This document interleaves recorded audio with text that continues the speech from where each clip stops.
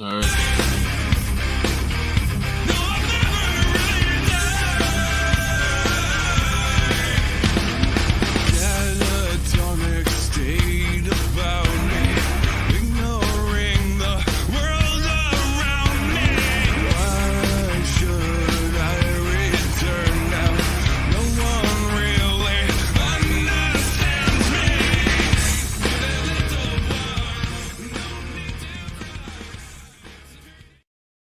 All right, welcome everyone to the Al Trucker Martin after party. I'm not sure why I said that so slow. I'm an idiot, but that's a whole other thing. You got it all out there. Yeah. So far, we got Mark with us, or not Mark, sorry, Mikey with us, of course, because he's the producer and co-host. But he's not actually in frame at the moment, but he's there. With us. We got Al, of course, the guest of honor tonight, and we got Swede underneath me. We got Dog from across the pond who's complaining about all the fireworks and bonfires going over there for Guy Fawkes Day. And we got my good friend Michael Earhart with us, and the sail lady Stephanie Helms is also with us. And Ollie can't be with us tonight because he's gone and playing cards over at somebody's house, probably smoking some hot knives over there in our honor, though. And Mark, I was not smoking a doobie, so just regular cigarettes, and I was on the phone with my sister as apparently my mom is having some distress and she's been taken to the hospital, so I got to go and possibly gonna have to go at some point, so might have to take the reins if I do. But once again, Al, thanks for joining Mikey and me tonight and sharing what version of a story that you had with us. Yo, thanks for having me. I'm sorry I didn't deconvert from like deep inside like a dogmatic religion. But you don't have to apologize for that. Most of us are like, right on. Yeah, you know what? I'm glad I didn't have to climb out of that. I think I've had enough other challenges in my life that are different challenges, and I don't need more. Yeah, for sure. But yeah, I do have a great deal of empathy for people that have been stuck in those dogmatic situations, and I definitely know and see people that are in them, and I see the harm it causes, and that it causes a lot of problems for people's families and their interpersonal relationships and for society at large. And so like I have a great deal of empathy for it, and I am actually I think I might have been able to say something more interesting if I growing up around it, like deep inside my own home. But what I did see gave me a good sense of what other people dealt with and how much trouble it made, that to me seemed totally unnecessary, and still does now. It still seems unnecessary. For sure. So in case you guys ever wonder where the whole slam it crunchy comes from, that Mikey likes to say quite often, is if you look underneath Swede there, you'll see what looks like a brown furry thing. That's what we've nicknamed the Wish version of Chewie from Star Wars. We call him Crunchy instead. Yeah, Crunchy. We found this funny picture of some low budget Star Wars knockoff remake thing. And Angie, it's okay that you missed the interview because it's still there and you can watch it anytime. Yeah, I often watch these. Slam It Crunchy was mine. I made that one. You made that one, Slam It Crunchy? Slam It Crunchy? Oh, is that right? Okay. Yep. I couldn't remember. I don't come up with anything original, so I don't know. I really want to find this. Like, I don't know. I've seen this image before, and I don't know why I haven't gone searching for its real origins. Like, I don't know if I can actually get that on Wish.com, but just ordered the Star Wars from the Star Wars from. If I ordered the Star Wars from Wish.com streaming service, I get that. Yes. Can I just say, Neil, you say you don't come up with anything original, but look at you. You are literally Chewie's grandpa. I'm grandpa. The grey hair, you're just hairy and. Yeah, I've been called a Wookiee before. So have And So cousin Neil, Itch. I got to meet several heroes of our generation Oh? yesterday. I got to meet Tony Shalhoub and Amy Yazbek. Oh yeah. Wow. Yep. Tony Shalhoub is Monk. He's awesome. Fuck.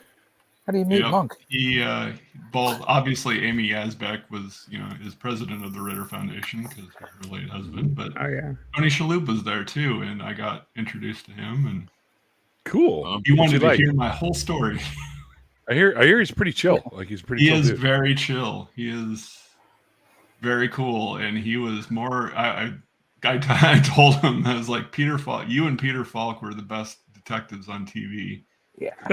Um, Columbo. and then I remembered later I probably should have added Jerry Orbach to that, but He was also the best engineer on any sci-fi movie. which one was Because that? he was in the one with the spoof one that they did. Galaxy Yeah. or something or other. Yeah. Oh God. Yeah, the Starship one with Troopers. what do they call that thing? Was it Sigourney Starship Weaver Troopers? was in it, and so was Not Starship Troopers. Okay. no. It had No. the girl on your shirt. was in Yeah, it. yeah. Ripley. Yeah. But not playing Ripley. No. I know what that's called, and I'm having so much trouble remembering it. Galaxy Quest. Galaxy Quest. Galaxy Yeah. Quest. Yes. And in Galaxy- Men in Black, he was a pawn shop owning. Oh yeah. Oh yeah. Was Tony Shalhoub I got his head blown off. Yeah. Burn. Amy Good. Yazbek. Amy Yazbek. Most of Fern you will figured know out. Fern figured out how to Twitching. do. She figured out how to do. Yazbek, as most of you'll remember, as Maid Marian from Men in Tights, and Almost. she was the reporter in The Mask. Mm. Cool. So she's John Ritter's late wife. Widowed. So obviously she was there. Cool. Yeah, no, it's cool. I didn't get to really mill around too much. It was too damn loud in the place. But yeah. It was in a nightclub. It was kind of a weird setup. Yeah. Oh, okay. Did you They're get trying to pictures with loosen him? We pocketbooks. my wife and I got pictures with Amy. And with Tony too? No, I didn't. I was too busy talking and didn't think about it. So this is just all, you could be lying then, right? This is the fish who got away. There is a picture on Canadian. Twitter of me taking a picture of the sign for the Ritter Foundation dinner. But He's talking about his Canadian girlfriend right now. if you want to see the picture of me, Beth, and Amy, I can send it. Yeah, no, it was Canucks cool. game starts soon. The Canucks hammered, what was it, San Jose? They hammered San Jose 10-1 the other day. Oh, wow. Yeah. Do you know the way to San Jose? Ba-ba-da-da-ba-ba-ba.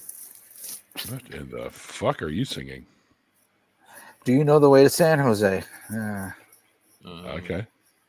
I don't know. I don't know the way to San Jose off the top of my head, but I'm sure I could look it up in my atlas. It's just straight down for me. Down. Yeah, I'm sure it is. I was out your way in May for a conference, and in December I ran it to grab some timber and brought it back. But I didn't. I was only in the Okanagan Valley that time. I didn't make it right to Vancouver. Oh, okay. Okanagan's a great place, though. Oh, it's beautiful. It's beautiful. It's yeah, the roads in the wintertime are a bit rough, but Yes. it is still beautiful. Absolutely. And Fern, you're twitching like a twitchy thing. Well, over And there. Fern I think is she's supposed to. Zombie. I don't know. it says I was wondering if it's zombie or like a Frankenstein monster type assemblage. I don't know. Can I digress and say, this is obviously an Atlantic thing that I didn't even know that John Ritter was dead. Oh, It's been 20 years. Oh, it's been a long time. Yeah. It was 20 years ago in September. he was. I remember. One, I remember in Bad Santa. He was in he was in quite a lot of things, and a lot of the shows that we still watch today. He's quite a funny guy. Mm. Yeah, Rip John Ritter from the UK. It's 20 years late, and you're probably like dust now in the ground. But hey, we've all got to go sometimes, haven't we? Yeah. Well, what got him is what nearly got me twice. Yeah, he had a. So that's why I'm involved with the foundation and everything. Good for you, Mike. Was Jason there? No, Jason was not there. Neither was Noah nor Tyler. They were still in LA with the SAG-AFTRA strike. Oh, right. Did you ever talk to Jason about coming on the show? I have talked with him, but he is too involved with the SAG-AFTRA things going on. So maybe once that dies down, he might consider it. Okay. It may happen. It may not. Fair enough. He's a big name, so wouldn't surprise me if he never came on. Yeah. Well, like I even approached what's her name, Julia, ex Saturday Night Live. Louis Dreyfus? Oh, Dreyfus? No. Julia Sweeney. Julia Sweeney. Well, she follows me on Twitter, and I asked her in private message. I said, if you're ever up for it, I'd love to have you come on the show and talk about your deconversion. And she never did answer me. She saw it, but she never did answer me. So she left you on red. Yeah, she's just gonna let me hang in there.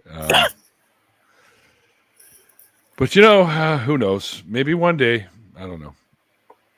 Yeah, link one of your most popular show. Like link your show with the guy with the radio voice, Seth. You should link one of those. Yeah, Seth Andrews, yeah.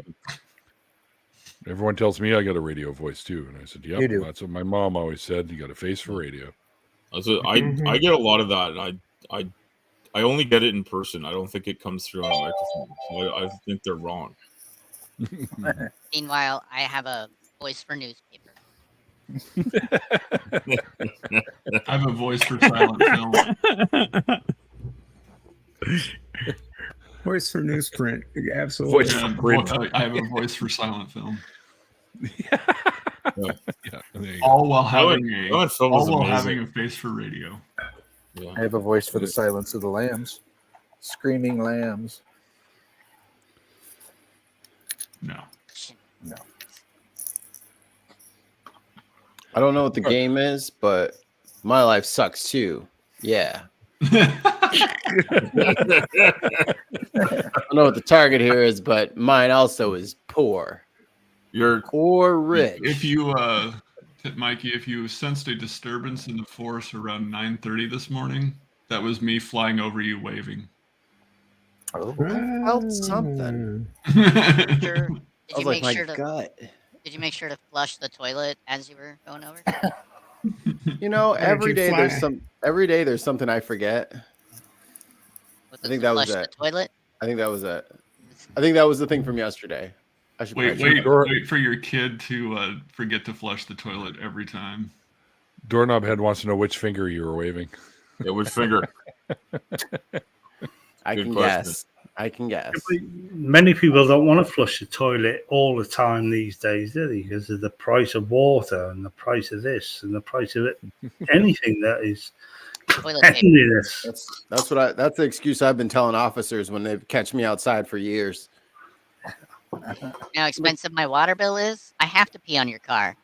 There's no other way for me to look, officer. I know I don't live at the bar, but what I'm saying is I'm trying to save the environment.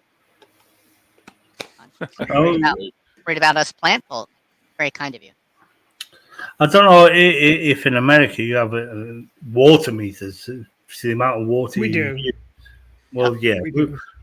Since they came here, like, I don't know. Probably we don't have them here.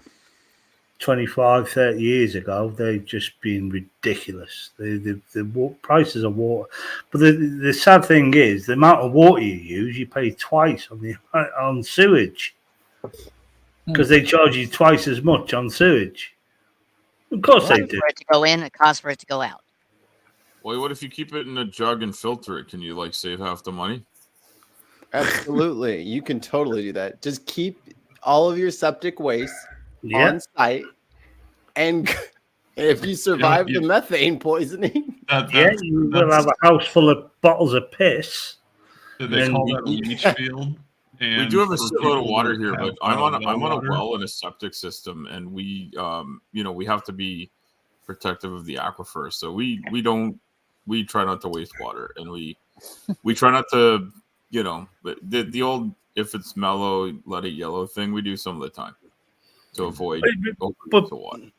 But this is the thing that any site will tell you that the amount of tap water, if you drink tap water, I mean, some people may put some of that diluted juice in there to make it flavoursome, like, the lemon juice or whatever. Yeah. But the amount of tap water you drink apparently has been through about at least 10 different people before it gets to you. Lots more than that. Yeah. You're drinking water that we've had the same amount of water pretty much on the planet since there's been water on the planet. Absolutely. And it's been through the digestive systems of the dinosaurs, of every person you've ever known in history. It's been through the digestive systems of all the ancient mammals that are no longer around. So you've drinking water that's been through the digestive system of many, many different beasts. This is not an incentive to save this planet. You are drinking Guy Fawkes piss. All right. No wonder Gandhi wore a nappy or a diaper, as you call it. I'm just guessing that he knew that he was drinking and eating just people's waste. Just to be pedantic, Neil, I could make my own water. I could create water for the first time that no one has drank before. Yeah, condensation, because that same set of particles, the moisture that gathers, actually is still the other water that has been on. You're still the other water. Submariners create their own water. Now I'm going to drink hydrogen and oxygen. Water. You could mix hydrogen June or something. What's going on here? Is hydrolysis water the same water? Yes. Moisture has to come from somewhere. The moisture molecules of moisture that we have on this planet are all of the moisture molecules we'll ever get. Any molecule that goes into the moisture, that's it. You take. I disagree. They create water. That's true. You can use literally oxygen disagree. and hydrogen from non-H2O You sources. take your 2 hydrogen, you take your 1 oxygen, you put them together like this. There's other stuff in there too, but yes. Right. Yes. Okay. But it is good when you do it with those hydrogen, right, Stephanie? Those hydrogen and oxygen molecules have been around for a long time, and they've been water at least once. So sweat. Hydrogen, especially. Sweat. Hydrogen's been around since the get-go. Yep, it's the most abundant. I mean, that's a very different statement. Like the elements that make up the water that you're drinking have been around forever. That's very different than saying the drop of water you're drinking is the same drop of water. Like that's it's still made up of stuff that went through the dinosaurs. We have a system of water that evaporates, comes back down. It's been doing the same thing since, for almost 4 million years. So any source of water. But the point that's being made is when you're on a submarine, that's what I'm saying. Once there is creator there is new water. There is new water. There is no new water. Same as oxygen on a submarine. How? That's what I'm saying. You make it with electrolysis. Water under the ocean. It's the same amount of liquid on the planet at all times. This is why the blood could never happen. This is our fight today, and I see this now. This is our fight today. So here, let me put me in Swede. Who are the only ones who are right here. I'll put me and Swede down here, and then all of you can yell at us. Which one of you assholes mentioned the piss? Oh, that was me. That was me, to be fair. Oh no, it was you. I just mentioned. You're drinking. As a matter of clarity here, Are those of you above me and Sweet telling? Are you telling me that there is no new water? No, of course there's not. I knew. That's correct. I think that We got a yes from Dog. We got a yes from Neil. The rest of the panel, how would you like I'm to undecided. vote? I'm in the middle. Look at the agnostic guy over here. Yep. Define What do you mean new? They combine 2 hydrogens and an oxygen to create water. On submarines. That's new.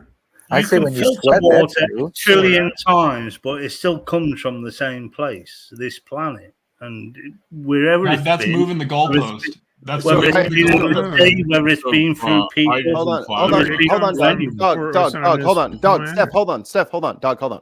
So if I have a tank full of, I have your answer hydrogen, right here. Cool. I still have my same question.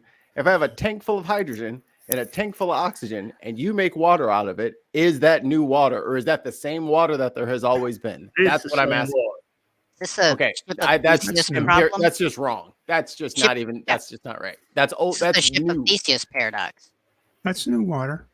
Where does the hydrogen and where does the oxygen come from?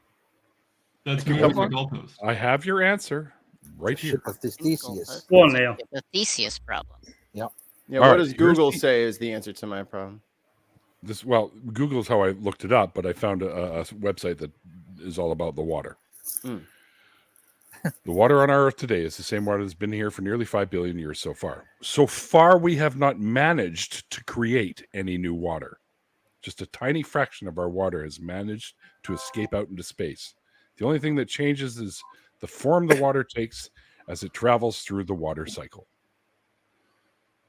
So it goes from water to steam to rain. That's a very so when the submarine rolls through and electrolysis breaks the hydrogen and the oxygen apart, that's not taking away new water. No, it's not new water. It's no longer water though. But it recombines to become water. It doesn't. Not necessarily. Under what process are you recombining it? Because people are the water cycle on Earth. It's a natural phenomenon. No. It has broken the hydrogen away from the oxygen. Sweet. This is what gives the flat earthers a hard on, because they think we're in an enclosed. No, it isn't. You're not even understanding the whole point. You're missing the forest for the trees right now. You're totally missing everything out. To create breathable air on a submarine, they run water through an electrolysis process that breaks the bond of the hydrogen and oxygen. The hydrogen is vented out the asshole of the submarine. The oxygen I didn't realize submarines had assholes. The submarine where it's breathed. Then it's combined with carbon and made carbon dioxide. It's not water anymore. No, but we're not talking about. No, and it never will be again. Water. It's not water. You're talking about breaking down water, which is basically millions of years of piss. Yes, I am. That's what they do to create drinking water. Like absolutely, hydrogen. yeah. Well, no, that's what we said. What's the argument? That's new water. All I said was that there was no such thing. That you just agreed as a thing. Water from the tap. You just agreed with me. Has been through 10 people before it gets to us. But we weren't talking about that, and you kept talking about that. You have to move on to the next argument. I just said what? I know what you said, but you're not answering what I said. That's the difference. Blame the Brit. So don't call us flat earthers because you stopped listening. I didn't call you flat earthers. I'm saying that's what that everything's contained. It's not. Because here's an interesting thing I read. Get it over with. I read that at least 100 tons of oxygen is lost in the atmosphere every day. 100 tons. What, we're not keeping track of it? We lose it? That's normal. We should serial that shit. So here's the thing. Here's a sort of an answer to when they break it down and then they have the oxygen used for the breathing or whatever on the subs and stuff like that. Well, you've taken that oxygen and it now is combined with chemicals within your body.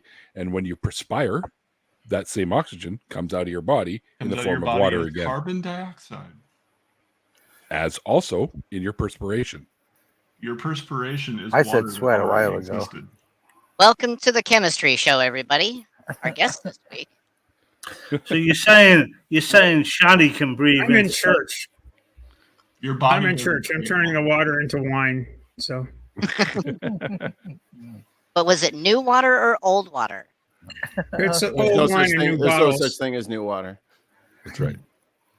Even though there literally is, where you could literally make it. There is a town in this country called New Waterford, though. Swede's getting a headache. I can see that. Proof, scientific proof. New Waterford. This is actually New Waterford is arguing with most people about economics. I think all of this comes down to a matter of semantics. No, it doesn't. Semantics at all. It's physics. Yeah, it is physics. There's so much water on the planet, and it has to go somewhere. It has to come from somewhere. And comets. In the period of early bombardment, when the Earth was still molten and hard dust and stuff. That's where we got our. We'd still be dying at 35 if it wasn't for filtration systems and these things that give us tap water. We literally have machines that combine hydrogen and oxygen to create new water. And ones that separate them. We also have desalination plants. That has nothing to do with what I just said. That takes seawater and make it into... No. All that does is evaporate water and changes its state. I'm not talking about changing the state. That is completely irrelevant to the conversation we're having now. Well, no, it is irrelevant. No, that's what you just it's irrelevant because it's not changing the actual chemical composition of two elements that we're combining. Molecule. We're breaking apart a molecule. So if you break apart, we're breaking them up and we're combining them. You could possibly make it, but it's a really, really, really dangerous thing to do. They do it on submarines all the time. No, it's not. You could do it you can do it with like a Dixie cup. Okay, hydrogen is flammable, and oxygen feeds the flames. Highly flammable, and oxygen is highly. It's a feeds the flame. This is where we get. Why do you think they have 3 fire drills a day? If you add an electric spark or a match underneath hydrogen gas and oxygen, you will make dihydrogen monoxide. That's where we get rocket fuel, guys. Water. And dihydrogen monoxide. No, you wouldn't get. Well, you get the jet fuel. Like burning those hydrocarbons does produce water vapor as part of the part exhaust. Because you release from the hydrocarbon of fuel and the oxygen as they mix together, they do have a water vapor exhaust, and you are getting water vapor out of like molecules that are in a different process until you add the spark to them, and that is how a jet engine works. Here's another one. Hydrogen fuel cells. Hydrogen fuel cells expel water. Guess what's in the fuel cell itself? Hydrogen. Just hydrogen. So how do you get the water? Oxygen's highly reactive. Like oxidants are. But that's new water. Yeah, and then so it is. Is the argument being made against that the idea that all of the free oxygen and all of the free hydrogen available on Earth has already been in a dihydrogen monoxide state previously? But it hasn't though. It hasn't though. I don't know. Hydrogen doesn't just come. Hydrogen's extracted from more than just water. I would think so. Hydrogen is an extremely abundant element. The oxygen in the air, because of the water cycle, oxygen taken just from the atmosphere, I could understand, but because oxygen is so highly able to bond with other chemicals, other elements. No, oxygen is the anode, isn't it? Things for a long time. I love all those armchair. All the oxygen, all the hydrogen on the Earth has to be. Do you know what, Neil? After all the after party shows that you have ever done, this scientific one has to be the biggest stomp on God's nuts I've ever heard in my life. This is the dumpiest one. Yeah, no, the biggest one. This is a total stomp on God's. No, you haven't. No. There were ones with a guy named Flow State that got. Oh really God! big. Oh God! That was rough. He was literally starting to argue for an ethno state at one point. Yeah. Oh yeah. So are you guys saying you don't like my take on chemical bonding No, I think your take is what me and Swede were saying. And I think it is. I think I'm saying that there's enough abundant oxygen copyright that on that hasn't been locked in the dihydrogen monoxide state for its entire. And so therefore, when it does happen, it's new. Yeah. So when you rejoin them together, I think you're unlocking them from a previous state that they couldn't be in a dihydrogen monoxide state and giving them the opportunity to become it anew. But I would say that would be an extremely small percentage of the water in the water cycle. We aren't arguing we're not arguing that. Significance. Yeah, no, I don't think it's definitively true that there's never one new drop of water on Earth. But it might have been true prior to human interaction that you'd get it from certain processes, but there's lots of natural processes that would allow this to happen. Yeah, especially in volcanism and you think of all. I can see that with natural release of certain types of gases. And oxygen, we're like Doorknob Head, you are correct that Mikey, Swede, and I are arguing that we're not having an argument between the three of us. And we're not sure if anyone else on the panel. I'm not arguing, my God. Just the only thing you've been doing. Dog is just sniffing around. That's all. Peace and love. Peace and love. Dog is sniffing God's testicles apparently because it detected alarm. Stomping on God's testicles. Is Mark taking umbrage with Mike calling it dihydrogen monoxide? Hey Neil, can you check your Twitter DMs? I sent you a link. It's for the calendar. Well, hydrogen dioxide is what you're supposed to call it. Ooh, dihydrogen monoxide. I got one for the calendar too. Kind of was. You don't like dihydrogen monoxide? People were using that to scare tactics. Mark wants to call it hydrogen hydroxide. Hold on, everybody, hold on. Neil was talking, and then everyone's getting a little humpity jumpity. Let's let the person finish talking, and then we'll go on. So Neil, then Dog, then Swede. Well, just hydrogen dioxide. That's how I've always referred to as water. But it's not two oxygens in the molecule. My favorite is two hydrogen. Is oh my God, they're using two is between the H and the O. So it's hydrogen hydrogen oxide. Two hydrogen molecule oxidized or one oxygen molecule. Well, then how come carbon dioxide is CO2? The di's for the second part. The di's on the two oxygens. It is carbon bonds with two oxygens. Hydrogen, two hydrogens bond with one oxygen. Isn't it hydrogen two has an I? free electrons, and a hydrogen atom has one free electron each. Right. So if the notation is correct, H2O would be two hydrogens, one oxygen. CO2 would be one carbon, two oxygens.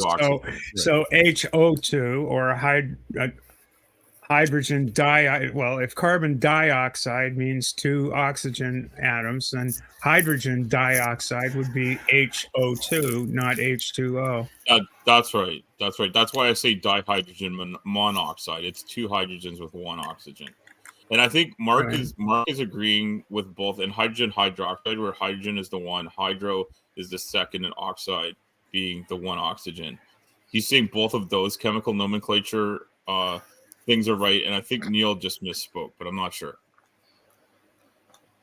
All right. I just got all excited. The guy with trucker and his handle just used the word nomenclature. I'm sorry. My lexicon as a trucker tends to involve a lot of swear words, but I also have a limited amount of common parlance that involves nomenclature from other fields, and I'm sorry. I'm titillated, so that's all right. All right, you're allowed to be titillated. My internal thesaurus is just giggling with joy right now. All right, that's good to hear. That's good to hear. I can't think of any synonyms for thesaurus, but I'm working on it. Tons of nice, typical plant view, huh? Rooted, I'd say. Come on now, Tons. Is O2H the heavy waters outside the dome? That's what I want to ask. No, heavy water is its own thing. Heavy water is 3 hydrogens, right? Yeah, and it's used into creation. Oh, 3H, the water outside the dome. Okay. Heavy water is used to create a nuke. Mm-hmm. Heavy water. There's the big thing during World War II was in Norway. There was a heavy water plant that the Nazis were using, and English commandos raided it several times and blew it up to stymie the process of the Nazis ever getting a bomb. Fuck your heavy water. It's too heavy to carry. And the locals were very helpful in making sure the British commandos got back to their boats after their completed missions.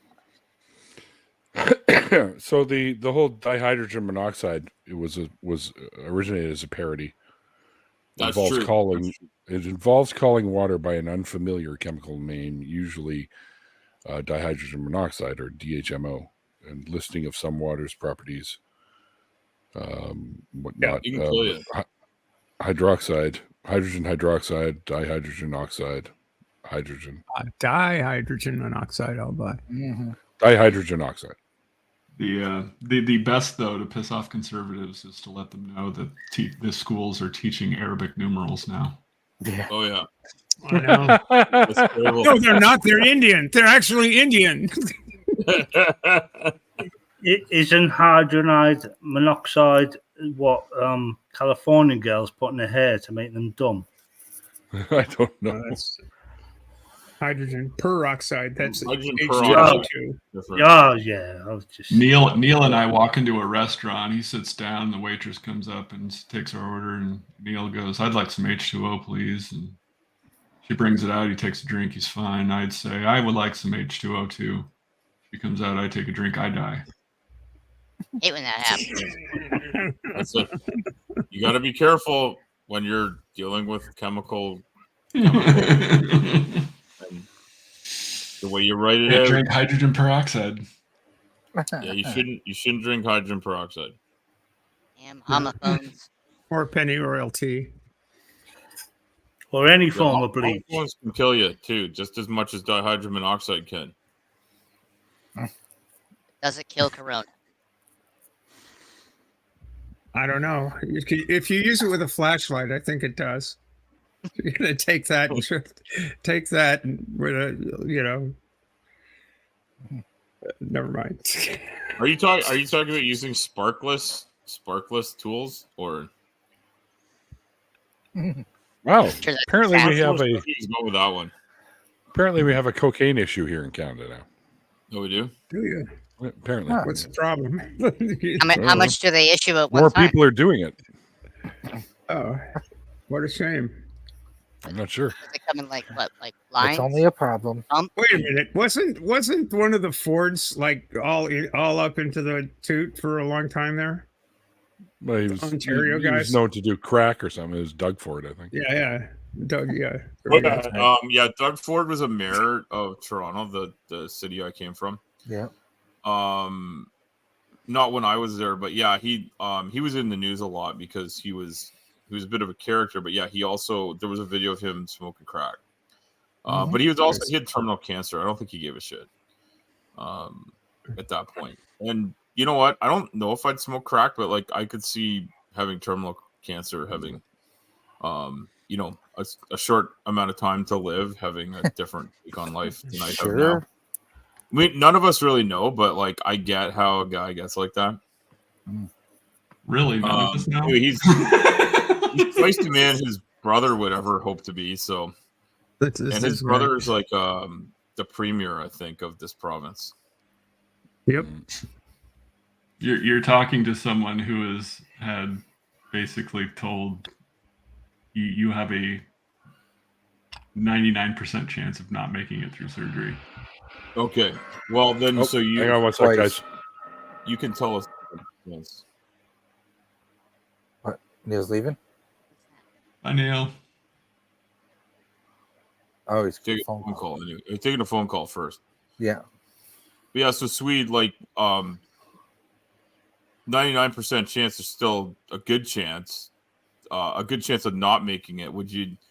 How would you take it? Would you do something super risky, or would you say hold on for everything you got and try to make it? And thankfully it looks like you did make it so far. Yeah, I made it twice. And 99% chance was actually of dying was actually too low of a chance based on what I've been through. Okay. You're still kicking it in there. You don't have the mindset to do what you're asking me about.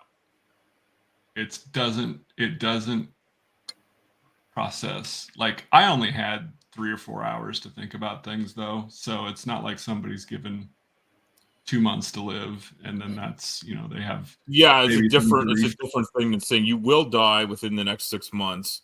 Go home and get your affairs in order. There's nothing we can do.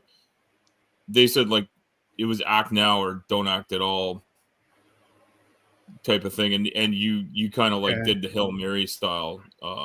Even though I had no. It was either reject the surgery and die or try to live.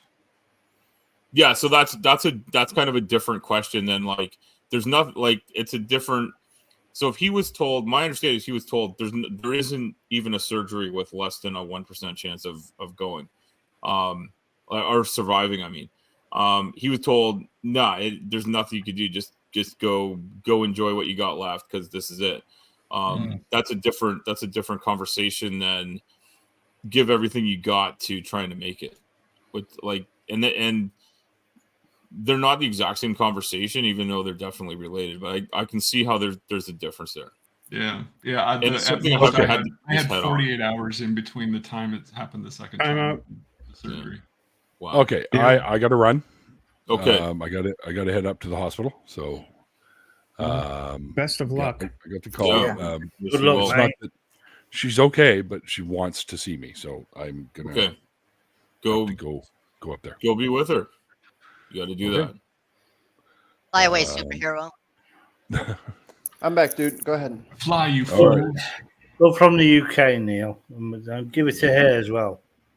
I'll let her know. I'll let her know everyone's rooting. Much love to Neil's mom. Peace. See you later. Bye, dude. Awkward. All right, he's gone. Let's talk about him. You think I'm not? He would expect me to say this. He would expect me to say this. This is true. Honestly, someone needs to be the villain. Someone needs to be the villain to galvanize you all, to focus your energies, your chakras. Mikey, there's a funny thing in here. Fury. Yes. Direct our fury to a focal point. Famine. Mikey, I get it, mate. I'm the only Brit here. Blame me. All right, I get it. Whatever. Typical British trying to take the blame. You see what I'm saying? They're always taking. That's what they do. Sorry. Sorry. When does a Brit try and say, sorry. We only have one Canadian left. Jesus. In my final wishes book, Mikey, you were my wife was supposed to call you to get you to come to the funeral and then get up and talk and say, all right, he's gone. Now let's talk about him. And I would fucking do it. I'd stand up there with a quivering bottom lip and a solo tear. I was like, all right, let's talk about him. I would just dodge the request from your wife. I would just fucking run forever. I'd just run away from the invitation. In case you're wondering, Trekker, that's how I dealt with it, was humor. Yeah, can we all just say we hope Neil's mom is okay? Yeah. Absolutely. Yeah. Absolutely. At least it's not that thoughts and prayers here. We're all confident that science is gonna make her better. Or thoughts, prayers, and science. Yeah. Prayers. Yeah, whatever. Science. Yeah, I'll think if about. You want to talk I'll about think a about dark you real sense of humor. Facing death will give you one. yeah, it's something I've only had to deal with in terms of what's the difference between a prayer and a wish? Not much. Genies. Oh, spelling. Yeah, the word syntax. Oh man. Not semantics. Nomenclature. Vernacular. Regional. No, I'm just kidding. See, that's why I can't tell the difference between Lord of the Rings and the Bible. Hold on. Before we get on the weird like Christian talk, because I'm like I'm the cool guy. You know, like I'm gonna spin my chair around backwards. Church. So guys, if you could have any accent other than your own, which kind of accent would you like to have? Icelandic. Flurban Durban. Not the flurb derbs. I would actually go to my other side and say the Irish. I would like a Liverpool British accent. So I can talk like that, you know what I mean? Like the Beatles. Do I want to be a northern fairy or a southern monkey? I don't know what's maybe happening. Ermagerd. Yeah, no, that works in Britain. It's normally it's British Northerners always called the it's normally a northern monkey and a southern shandy drinker. Fairy. Yeah. It's a southern shandy drinker and a northern monkey. The southern shandy drinker. I've met southern shandy drinkers. That's for sure. So very long. Who didn't It's know an yet? insult I got from Lock, Stock, and Two I didn't hear Al do Yeah, his. yeah. No, that's yeah. Guy Ritchie knows nothing about Britain. He's married to Madonna, for fuck's sake. I don't know anything about Guy Ritchie, so fuck him. In his face. He did. I must He's admit, made 2 good movies. He's made 2 real good movies. he's made a lot. All his movies are pretty cool. Yeah. He did a lot. He did Sherlock. Lock, Stock, and Two Smoking Barrels. Oh, I saw Lock, Stock. Lock, Stock. He did Snatch. He did yeah. all the Sherlock ones with Iron Man. What's his face? Robert Downey Jr. He did Rock and Rolla. He did this recent one that just came out. Kandahar? No, not Kandahar. Yeah, there's 2 recent ones that came out with Jason Statham. Jason. Yeah. And he also did the King Arthur one, which wasn't all that great, but I still enjoyed it. Oh, don't get me wrong. He's brilliant. I do like Guy Ritchie, but it is Northern Monkey and Southern Shandy Drinker. That is the north and south of England. You're talking about like the locale within England itself and the regional accents. Yeah, that's how we. Basically, I'm one of both. I'm a Northern Monkey, where I was born, and I now live in the south, well, the east. So if you imagine, if you look at the UK as a sitting lady, yeah, and we all do. Who does that? Yeah. Well, I live in the How arse. can you not? I live in the arse, the southeast. I mean, Swede, when you take one look at that landmass, as I should Here's say. the thing: anybody Swede, from when you England put your knows eyes, that. Swede, when you every put your eyes on that town has its own landmass, how accent. can you not? How can you not? I mean, Well, I live in the basically where the asshole should be. Although this is a great part of England I live in. I live in Norfolk, which is a beautiful part of England. It's very rural. We have our city, we have our problems like every other place in the world. Even our villages have I live in a village and we have our problems and our problem people because, you know. First of all, first problem you guys have, you're driving on the wrong side of the road. Let's just start there. That's whoa, Mikey. Come on. First part of fixing society is driving on the correct side of the road. You say, oh, we're Americans. We won the War of Independence. That was a British Civil War you won. You decided to go against the flow Oh, the British, where the horses went. There's no cars. You're not getting mostly why we went. You're not wrong. You're not getting back into the EU unless you give up a pound. And so we don't you better drive on the right side of the road. We drive on the left side of the road. Get the incorrect. There is the correct and the incorrect. There is the right and the wrong. You drive on the wrong side of the road.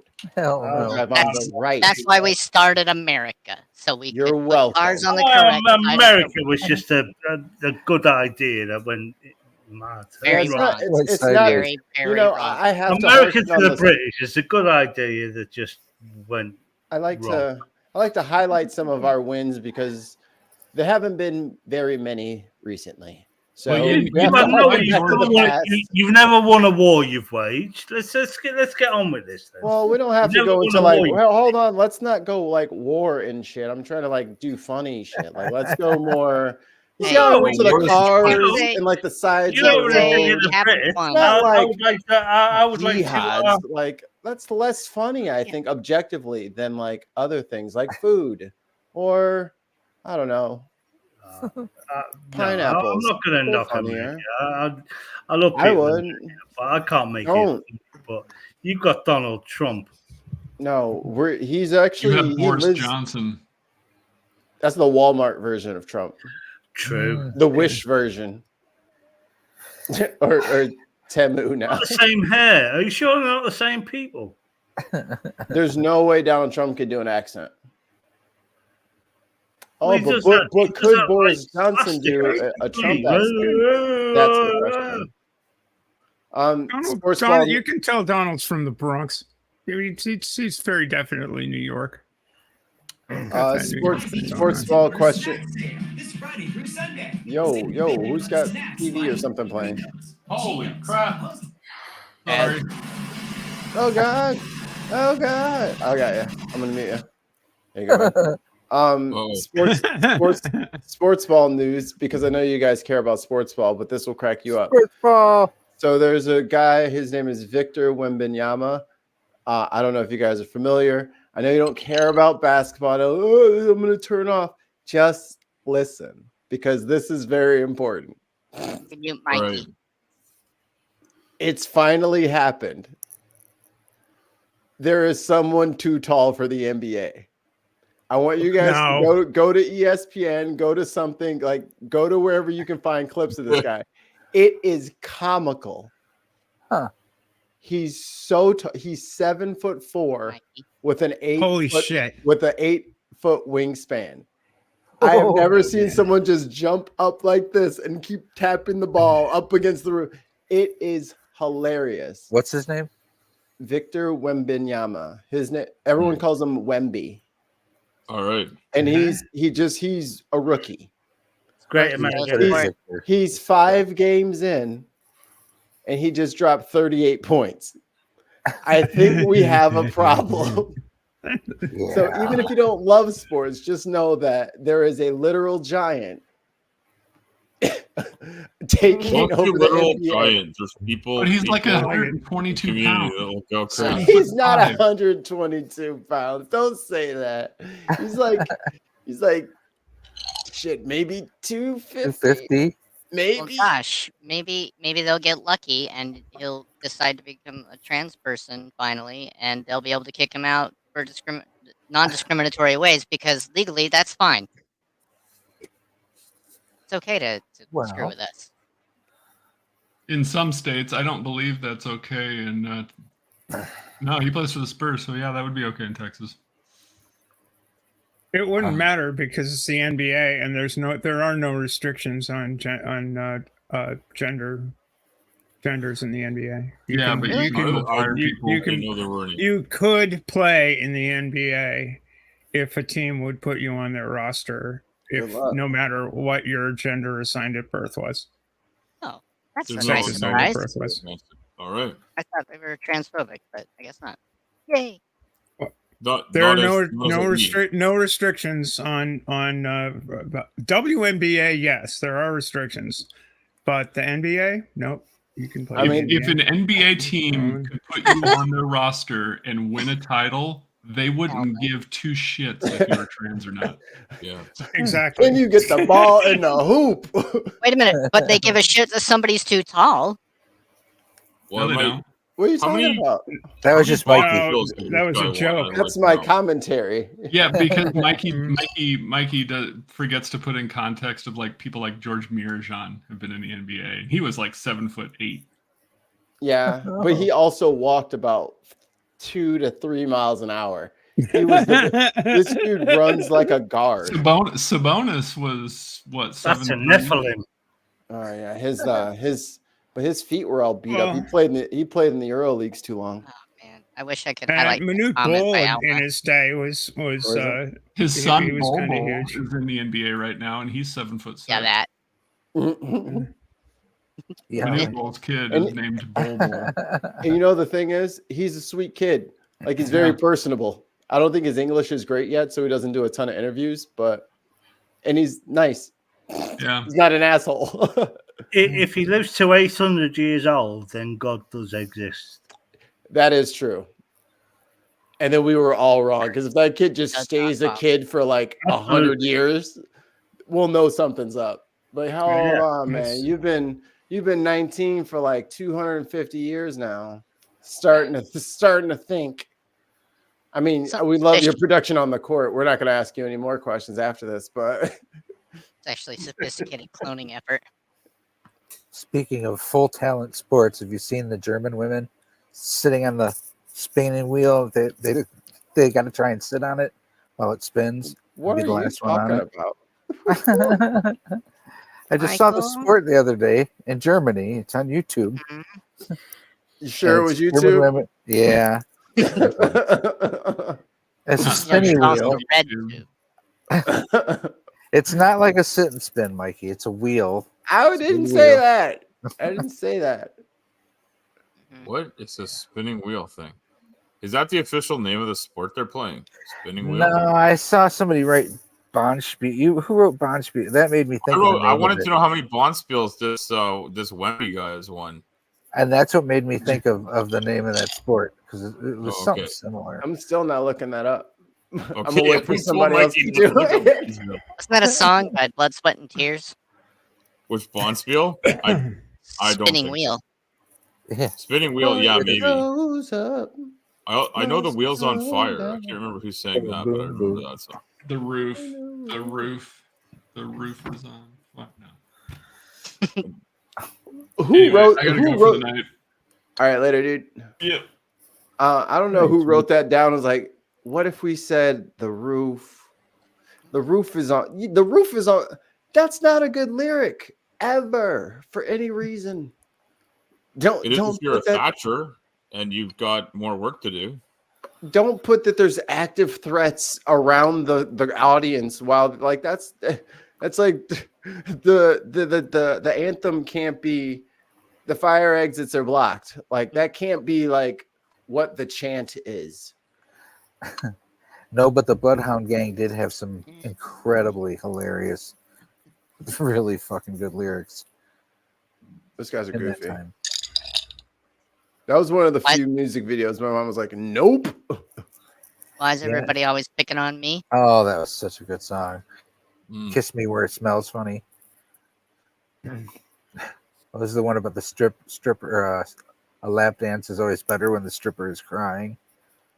Kiss Me Where It Smells Funny. That is just a battle. It's a hell of a good song title. Absolutely. It's just barbarism of the so wrong. English. I mean, it's like Doorknob Head. That one before, but it's been a long time.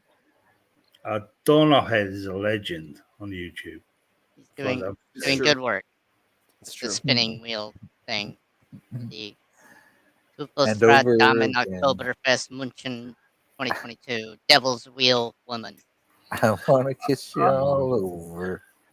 I used a pickup line when I was younger. Well, I would say younger. I'm like nearly 60 now, but I did say I want to lick you like a lollipop to a girl. Oh, that's a Lil Wayne lyric. You were just spinning the hottest verse. Well, no, I was using this like 40 years ago. Oh A trailblazer. And it didn't work. I can't believe that didn't work. It didn't work at all. Shocking. I'm trying to understand why this spinning wheel thing is only women in skirts and dresses. I think I know why. But I mean, there's I'm glad I didn't know what it was. There's some things that there's some things that men can do and make look okay, and then there's some things that women can do and just make them look fantastic. So Al, pretty much just about everything. Al, will you join my union of people who sometimes care about sports that dodgeball needs to be made a Olympic event? Oh, I agree. I agree, Mikey. Can we join hands as a world to make dodgeball a sport? Can we call it bombardment? Yeah, I mean, especially if it's like that weird dodgeball from the movie where like there's Velcro, like like it's played in a Velcro. Or I'm not putting that on the screen. You can go ahead and stop sharing that. That's not going to happen. Anyone can play dodgeball. Anybody. Yeah, but it will make the planet fit. If anyone can play dodgeball, then anybody can do it, and then anybody can exercise. You can get some quarterbacks in there, softball players. Are you saying we want to play with a rugby ball instead of like a round ball? No, it's got to be a round ball. A round ball. No, I get that. It's got to be. It should be an oblong ball. A sphere. No, I think it needs to be played with an oblate spheroid, and then we've got something. Dodgeball. What's up with you? That's just target practice. No, I want to see it played. I want to see it with frisbees for flat earthers. Why don't you just give it to them on a board? People, you smack them with the ball until they fall down to the bottom of the pipe. Or like, what's that vortex? The rollerblade should be involved. Just give them the vortex football. The one that had like the tail with the fins. Oh yeah, the one you can like throw really far. It's got like an airplane. It's got stabilizers. Yeah, but I'm thinking like I love that thing. I think we need.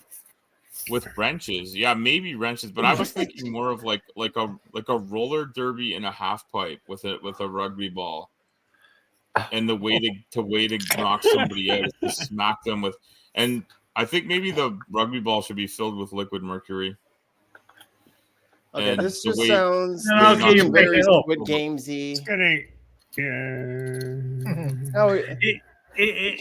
When I was a kid, we used to play a thing in the schools. It was called British Bulldog. It was called, and it was basically the whole of the school at one end of the class, at one end of a wall, and one guy who was picked last, which is usually me because I wasn't good at sports.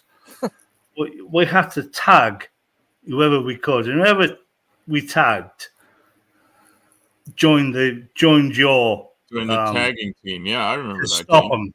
So you would get stormed by these people. It's banned in the UK now. It's been banned in the last couple of years. It was banned because there was some serious injuries came from. Sounds like Red Rover. Well, yeah, but they can't ban it here because we haven't heard anything about that over here in the colonies. So we're still playing. Yeah, you still play that sort of thing. Yeah, you haven't sent a Raven. Are you guys sending a telegram to let us know to stop playing it? We're waiting to find out about this. Well, I don't know. You have your school. Wire across the. Let us know. Your kids are dodging bullets. Never mind. Send Winston on people over. Running at them for fun. Not here so much. No, I'm sure you won't air anything like British Bulldog. Yeah.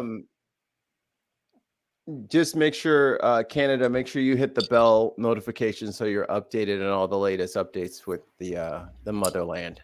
From the Brits, yeah. If you don't hit the bell, then you don't know when they change things. Like, we stopped playing that. Oh, forgot to tell you. Brits and the French. Let's get that right. I still think I'm driving on the Queen's highways, and then now they're like, no, you're driving on the King's highways, and it's totally screwing me up. I can understand that. That must be very confusing. And then he's like all offended that you say Queen. Is like, what you trying to say? It's like, I didn't mean. It's because I wasn't trying to. Wrong. My bad. we still have 2 big highways in this province that I know of called the Queensway, and I'm like, are they going to change them, or are we just going to keep driving on these Queensways, or what's going on? What's one thing about Canada that you think Americans don't understand? Bonspiels, definitely bonspiels. I do not understand. I don't either. Good. Yeah. So now you have to explain it. Now we got to tell people what a bonspiel is. Yeah, you set yourself up there. Yeah, no, I know. So a bonspiel is it's a curling tournament, and curling does not involve hairstyling. It's a game where you. Oh man. We have it's a game where men some show curling their sweeping skills. You just explain one confusing term with a different confusing term. Yeah, I think some people in New England probably have heard of curling by being like. We have curling centers in Maine. Yeah, so you have yeah. I'm Midwesterner. We know what curling is. What do you mean curling centers? The little rink. The curling rink. It's a game where people throw a rock with a handle on it. And that's where the rink is. That's what Maine does to it. Whoever, they turn it into a center. This is a weird New England thing that Stephanie's got to explain. It's a place, a building. Humor. It's a building where it's a place where you can do curling, where people get together and do this thing. Is that what they call them? Like the Portland Curling Center? Or? Well, this one happens to be the one I'm thinking of is on Route 1 up by Belfast. So going on the road going into Belfast. I can't remember what the thing, but it's right. It's a curling center. It says it's like there's a sign on it says curling center. I don't know. It's not common, but it is a thing. It's for sure. Are they we have a thing segregated in Britain called here? Crown Green Bowling, and it's basically for old people. Old men can go and bowl balls, and curling is the same as that, but it's on ice. That's not true at all. Our teams, like I would say more and more. It's younger. You roll a stone with a handle on it. That's true. A tiny pace, trying to put it in a position. You try to put it in the hoose. Careless. It's like playing darts with a big piece of granite on ice. Yeah. Well, yeah, that's it. And then, anyway, but instead how of old do you have to be to play that? Then you can knock the other winning darts out of place with your darts, except that they're all made of granite and you slide them on ice. But I would say it's not for old people. Can you play that over 30? Go ahead. Can you play that if you were over 30 years old? Oh yeah, you play it if you're over 50 years old. I couldn't, but yeah. Yeah, people do. But our top players are young. What's the difference between crown green bowling and curling? Curling is crown green bowling on ice. You try and put, except with crown green I know bowling, what you're saying. The bowler makes a target by bowling a jack, which is a tiny white ball, a bit like, and then you bowl to get closest to the jack, where the target is permanent on. Is that Petang? No, it's bowling. It's crown green bowling. I don't know that one. Little Mama woke up. Basically, you bowl a white ball, which is a jack. They call that the jack, and that's your target. And you need to get the 2 teams need to bowl their 4 balls. Or balls, okay. They call them to get closest to the jack. You know, more than it's the same as it's like volleyball or Petang, but I don't think I've ever played that game. Let's just agree that every game and sport has a level of skill involved. Oh yeah, for sure. Like even curling has a. Yeah. Oh, the technique in curling is probably. The technique and there's a great deal of athleticism on like the top players for sure, and our top players are generally younger athletic people now. But I agree. Like 30 years ago, you'd see people playing at top level that you don't know how they walk from their car to the rink, but nowadays it's top notch athletes, skill and athleticism together. They wear like Under Armour and shit now, as opposed to like some fucking like bowling t-shirts. So those bowling I'm shirts. pretty sure if you look up like some of our top, they're proper players, athletes you're now. gonna say like that is like a young, hot looking woman compared to like what you would see a long time ago. Yeah, you would have thought there was figure skating or something. Oh no. Yeah, you'd see them going to the rink. Squad. You think they were figure skaters, and they're actually like our top female players. And the same with the men. You're gonna think they're hockey players, but they're like they're curlers. Well, and typically we don't curl and play hockey in the same rink. They're in the same building even. Sacrilege. It brings you back to Mikey's separated. It's a different kind of ice, and it's done at a different temperature, and the ice is made differently. What if we combine curling with dodgeball? I mean, I think if you like iced up this half pipe thing that I have in mind here with the mercury oblong ball and the rollerblades and stuff, like you would just skip the rollerblades, put in ice skates. No. You were right. Rollerblades on ice. Rollerblades on ice. But you put like that's razor called blades. Hockey. That's hockey. No, literal rollerblades for the sidewalk on the ice. Canadian sports. No. Dodgeball has a serious physical element to it. To be honest, no. So does crash ice. When you see these gymnasts dancing about with a ribbon on a stick.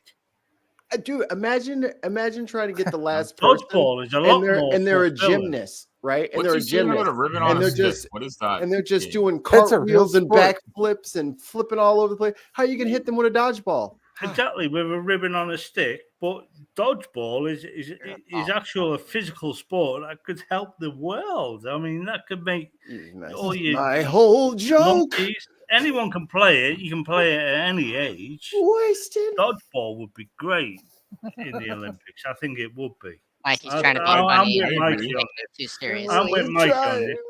Might you promote it, mate? Do a channel. I did, and then you stepped on my joke midway. Did I? Yeah. It's all right. Hey, if we can have a moment of silence for my joke, please. Blame the Brit. Blame the Brit. In the arms. I'm sure it was going to be a good joke too, not like all the rest. This time it was going to be different. This time is going to be a good one. I've been watching Carlos Mencia, the greatest comedian. God, oh, I hate that guy. I wish original. I wish you would just say my bad, and then everybody could move on, right? Like, because we're all over it. Yeah. And if you guys don't know, Carlos Mencia is famous for borrowing other comics' joke, and then when confronted about it, just vehemently denied it, and then went on to just backstab people left and right. Wow. Everybody's human. And if you're gonna steal jokes, why not steal good ones? Yeah, that's a good point. At least ones that aren't gonna be so recognizable to the person. Yeah, then there's that. Yeah, you gotta like change some of the names and places at least, right? Right, in a believable way. Maybe deliberate in your own style. Well, he just sucked. What the heck is going on there, Mikey? I just have to address the chat here. Hellbound Hillbilly says, "Hey, Hellbound. So are the top curlers missing teeth?" They're all missing teeth, and they're all missing teeth because they're all in there. This is Canada. This is Canada. A lot of us are missing a few teeth. Apart from the janitors on the brooms, they're called. They're in front doing the brushing and doing the janitor stuff. That's okay. Not what that position is called. Okay, hear me out. Combat curling. combat curling, right? So you got the chucker, and you got your target on the opposite sides. The chucker. You know, combat curling would be a guy chucking the brick. That's the name of the. That's the new name for the position. Team. Hold on. The person who launched Mikey's got a new joke. Let Mikey get through the new joke. This is why the last joke didn't make it. Step on your That's what I'm trying to help you out here, man. You know, Mikey, can't you mute people? Like that's everybody. Rude. What, Mikey? Stepping on your jokes is not. We'll all laugh. Go on, say it. I make no promise. So you got the chucker on one end, the target on the other end. It doesn't really matter like what the hell happens to the target. Your brush people are the same, but they're gonna have some like hockey pads on. On the other side, the other team gets to play defense on the brush people. And they get the little sticks from like American Gladiators, you know, the little Q-tip motherfuckers, like the little punch, the little boxing glove on a stick. You can fucking marshmallow their ass off the fucking so they can't brush it, and then it'll just fucking go wherever. So tell the joke yet? Oh, you waited so patiently for that. Good job. You did it. I was gonna laugh, but I didn't hear the funny part. All right. You got it. Fine. Go ahead. All I've read is right. The brush people is racist, man. The brush people. The brush people. That's just that's just terrible. That's right. You're back to you're right. You're right. It doesn't matter what size of log my you're joke was on. It's lumberjack for these. It's lumberjack. We have 3 jobs here. You know that, right? After that joke, Mikey, I want to know what joke I accidentally stamped on. Was it accidental? I'm real stream of consciousness, man. It's gone. Anyway, let's talk about science again. There he is. There he is. Mikey, I think you might like hurling, not curling, hurling. Hurling. Sport. Yeah, it's an Irish sport. Irish, Irish sport, Helen. Yeah. I've heard of that one. Bunch of people running around a field with sticks and chucking water or chucking a wood ball at each other. That's just it just looks deadly. It's basically grass hockey with violence. Isn't that entertaining? Field hockey? Is grass hockey? I don't know. We grew up with field hockey. There's a thing called, because we call it football here, but you call it soccer. You called it soccer first. Yeah, like checkered flag ball. There's an Irish ball called Irish football, which is basically, to you, will be Irish soccer. Okay. And that's just the first time I watched that, I was about 16 years old. And I said, come on, Rev, that's handball. And they just pick it up and they just beat on it, kick the shit out of each other. It's really violent. That sounds like saying that now I'm paralyzed. I played a game called we call it murder ball in the Olympics. They call it wheelchair rugby. Murder ball. Oh yeah, it's murder actually ball. called murder ball, and yeah. It is brutal. I'll never play it again. I'm only recently paralyzed, and because of that, I thought I'll get back into sport. I'll try this. It's called wheelchair rugby. A bunch of tryhards.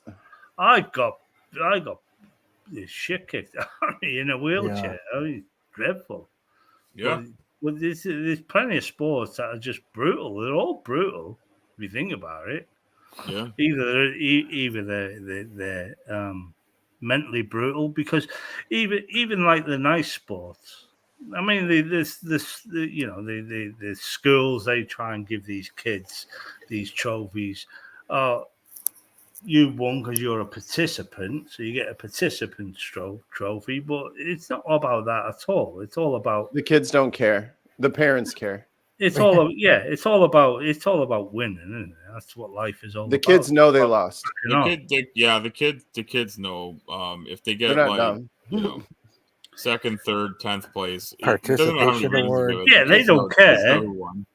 They don't care. They get a trophy anyway. But But isn't life all about just just getting on with it and just trying to survive and be a winner, especially these days where everything's hand to mouth with most people. Just just get on with it and live. Trying to survive. That's it. It's all survival. Yeah. You don't need these adults teaching these kids, Noah's Ark. All that nonsense. Some people are trying really hard to put that Noah's thing in the schools and keep it there. And I'm like, there's actually if you want to learn how to build a boat out of wood, there's people on YouTube showing you how to do it. It's pretty amazing. Oh yeah, well, a 750-year-old man couldn't do it with a small family. Where all descendants from. What a small imagination! I don't know if I live to be 750 years old, I don't think building a boat's going to be the coolest thing I ever accomplish. If we're all descendants from that gene pool, then Mikey Famine is an alien. But it's a big boat, so. Yeah, well, I mean, it was the zoo boat? It'd have to be like 5 football pitches long, and who would be mucking out that shit? Well, they had 6 people on board. Imagine Noah sending off his son Joshua. Fucking not it. To muck out, seeing a month. See, I don't think the creationists have ever figured out how many dung beetles they needed to bring with them. That's where because when the atheists bring up that argument, that's what they're not thinking of. It's they had a lot of dung beetles. It was 7 of the clean, 2 of the unclean, and 17,000 billion dung beetles to eat the poop. Well, that's it. The Bible is just, especially the Old Testament, is just J.R. Tolkien for numpties.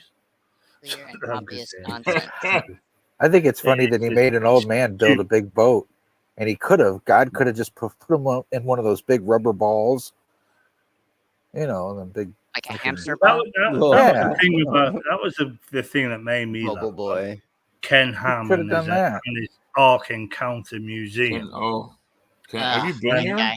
I'd like to go check that out. After the first year, he was claiming on the insurance for flood damage. That was the road. That was the road to the boat, not the boat itself. It doesn't matter. Yeah, it doesn't. No. I mean, it doesn't read well. A boat that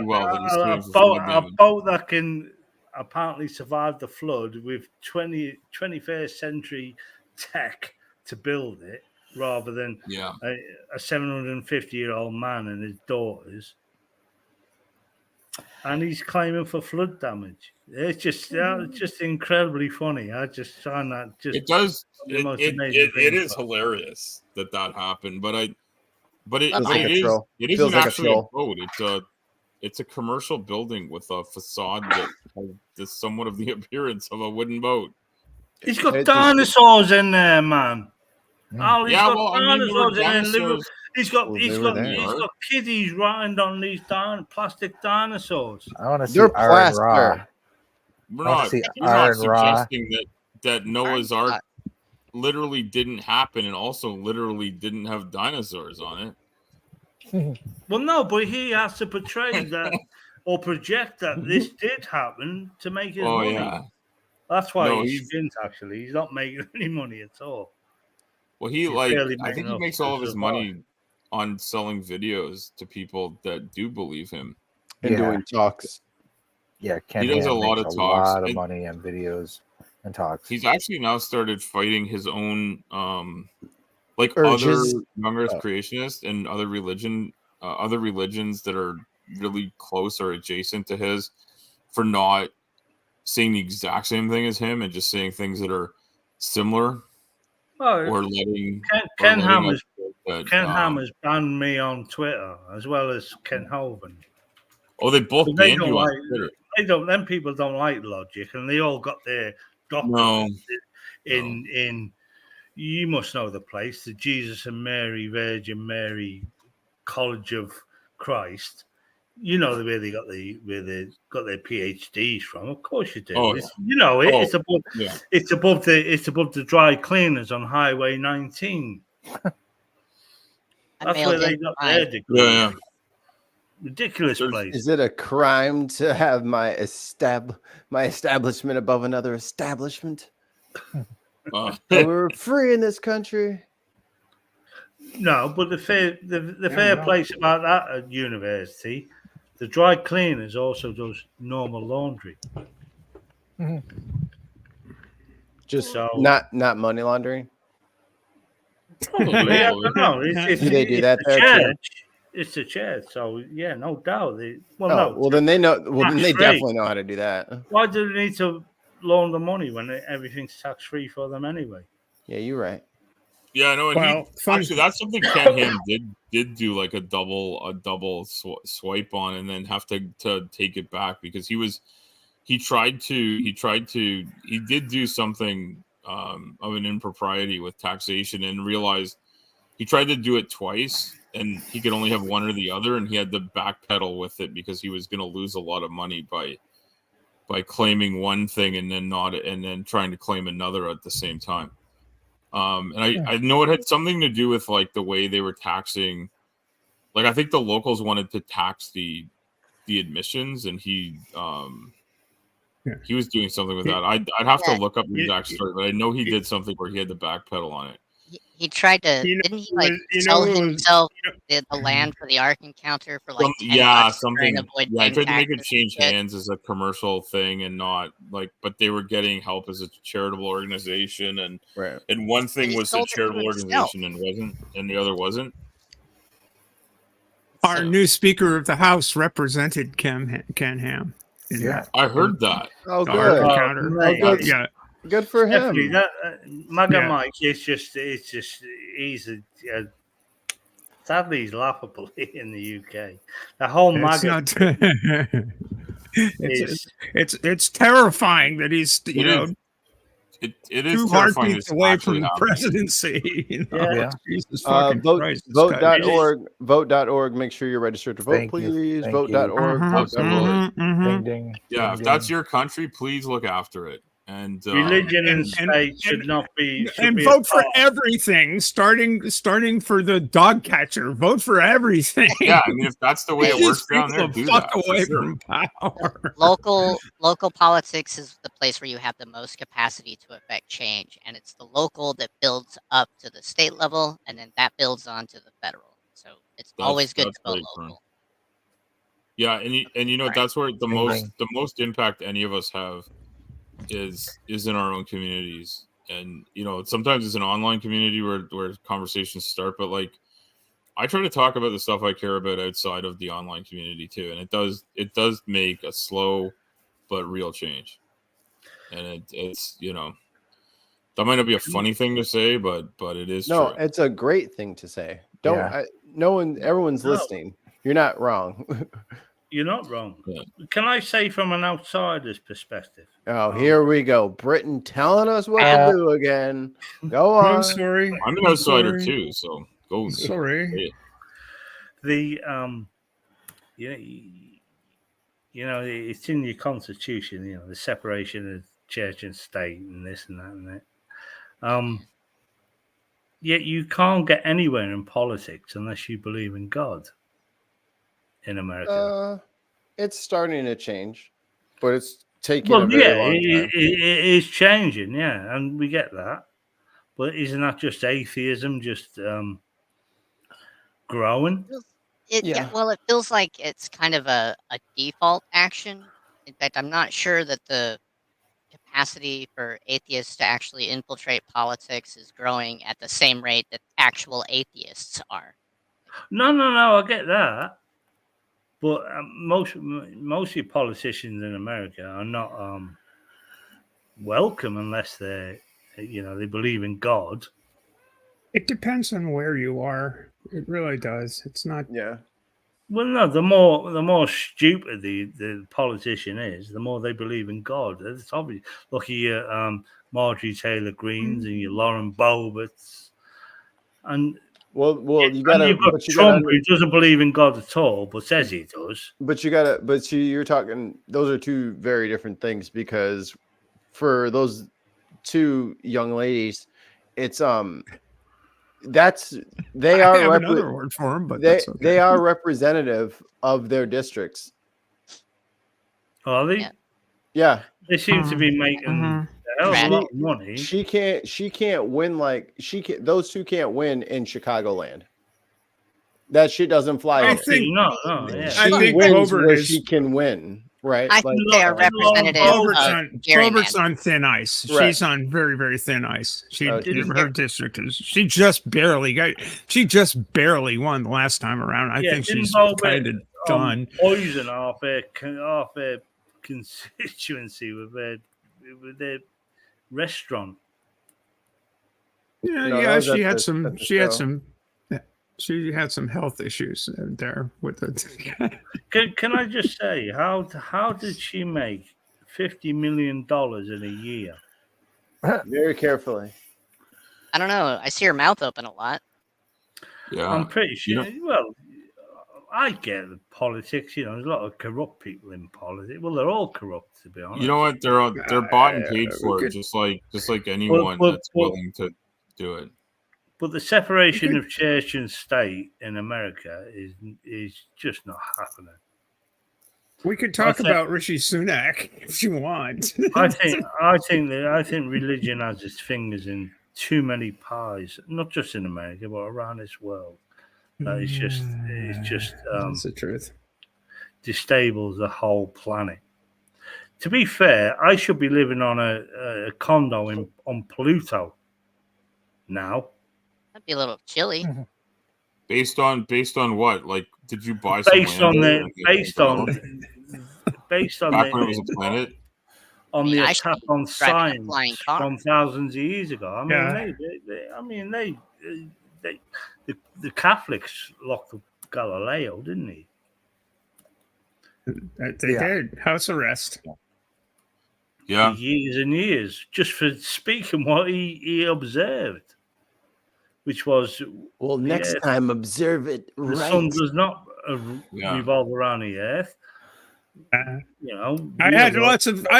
had lots of prime real estate on Pluto, and then that bastard Neil deGrasse Tyson decided it wasn't a planet anymore. I lost it away from you, and now I'm going to sue. And now it's just a trans-Neptunian object.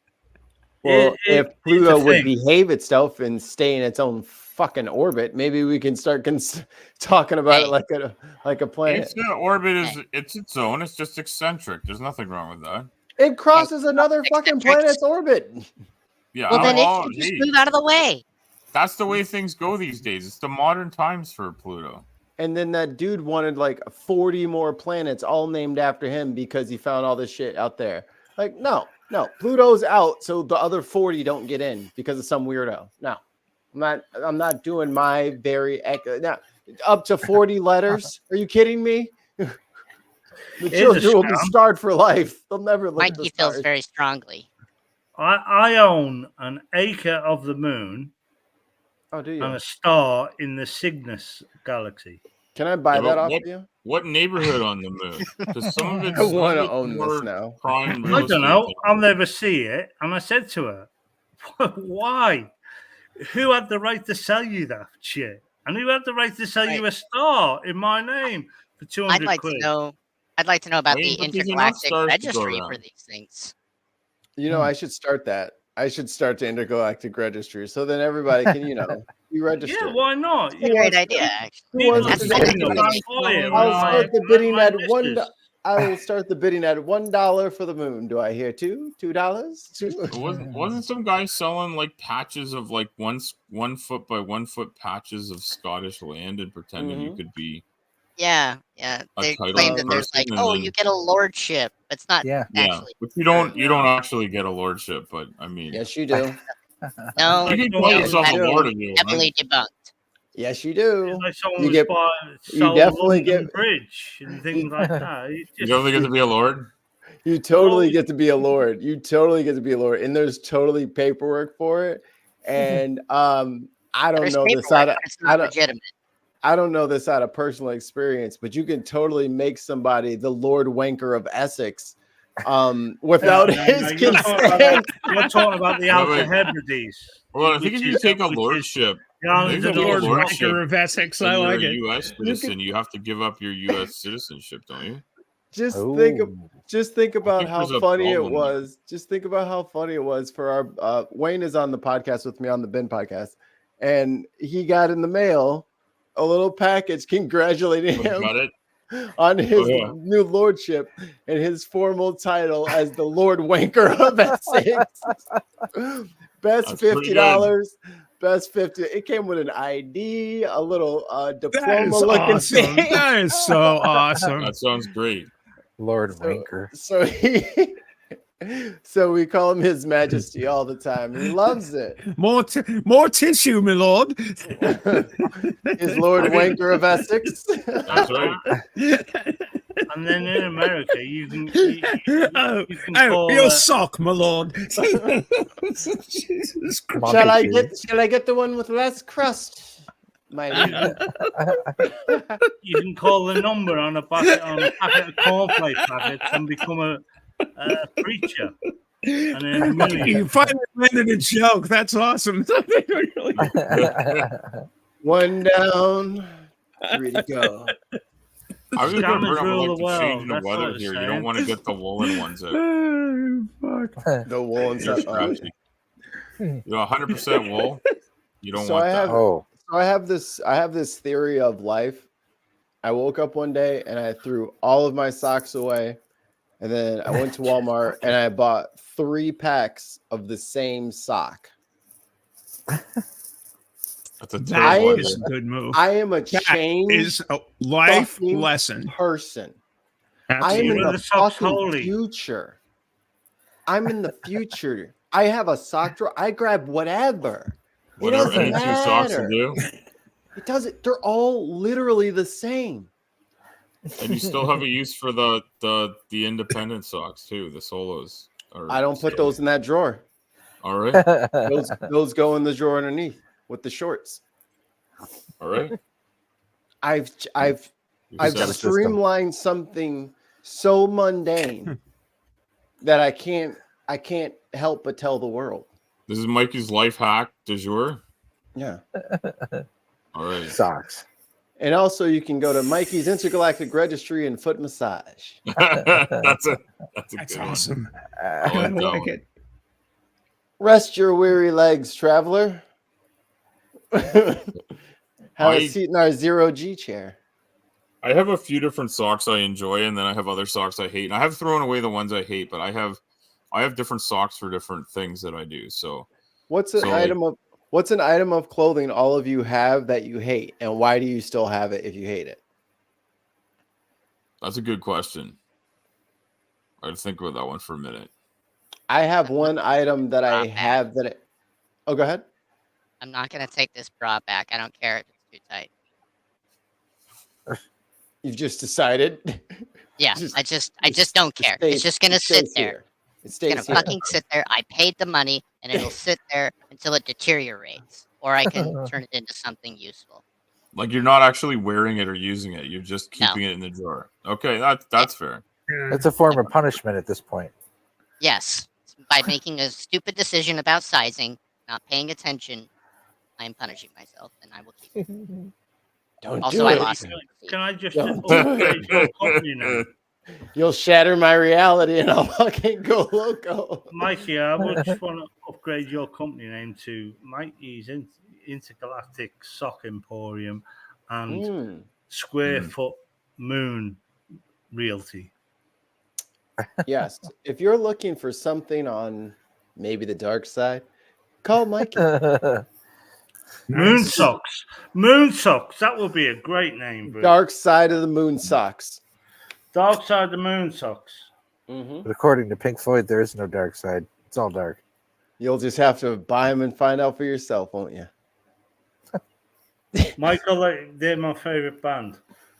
Floyd. Yeah, they're top shelf. I think Michael was talking just the other week about how much he didn't really like Floyd. Said it was more. So this is more of like a Santana guy. That wouldn't be me. No. So you hate Santana?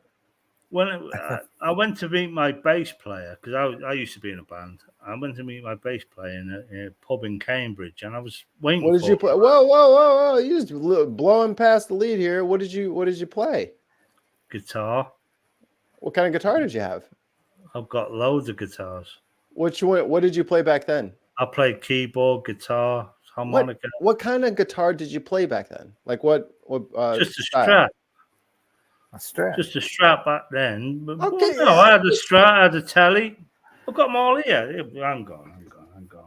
I'm just saying. You're just talking about them like they're fucking lumps of wood here. I mean, you gotta understand. These guitars, like most of those guitars, don't exist anymore. Yeah, I'm gone. Not in the same way. Look. I'm in my. We're gonna go back to another ship Theseus problem. Yeah. I don't know if you can. I'm in my studio at the moment. You can't see anything from that. Uh-oh. Well, don't break your setup. Ugh.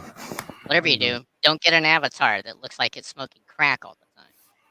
I don't know what that thing's. I was like, is this like The computer is down to my left, so I'm looking at my main screen.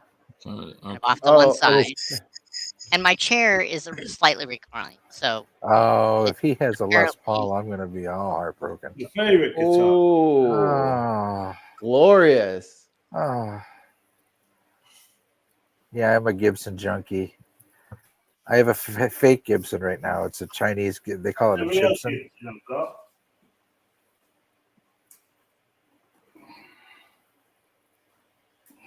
I always love show and tell. There we go. Second favorite. Ooh, I Archline. really like that telly. I really like that telly. Mike, did you know tellies were the first model offender? Yeah.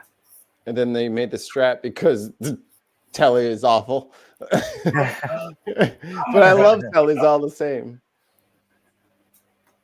I like that they're hard to wear and play.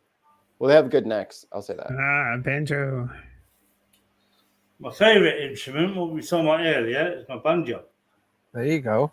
How'd you get in a banjo playing? What made you want to find a banjo? Bluegrass. I just love that music. Yeah, it's a wonderful music. I'm glad it's about the bluegrass and not the things that happen. Yeah, not the other crimes in Appalachia. Well, yeah. The music's good. Moonshine will do that to you. You have to, the first person who figured out how to first of all make a banjo, and then figure out how to play and tune a banjo had to be on Moonshine. Whose name is that? Oscar. A full set of harps. I've got a box full of them, but these are my favorite, the Oscar harps. Banjo is actually an African instrument. I've got my keyboards back there as well. One he's playing set is in my studio. I don't know if you can see them. I don't know if you can see them. I've got my keyboards. Oh, yeah. I do see the keys, yeah. I've got my two keyboards. Nice. In my studio, yeah.